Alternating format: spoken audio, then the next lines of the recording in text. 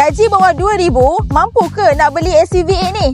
Jom tengok video ni sampai habis. Untuk bulanan, korang hanya perlu standby RM270 saja. Untuk minyak petrol, korang boleh standby dalam RM50 hingga ke RM70 dalam masa sebulan.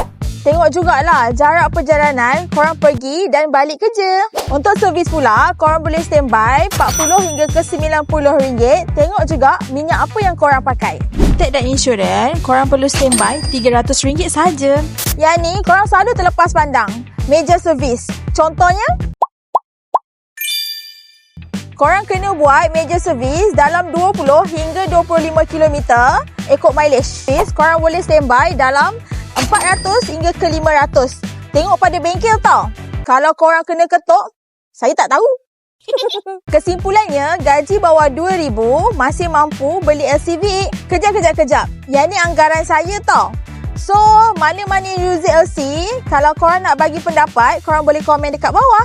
Kalau korang minat LCV8 ni, macam mana nak apply? Jangan lupa isi form dekat bawah ni. So, kalau korang berminat dengan konten saya ni, jangan lupa follow, like and share.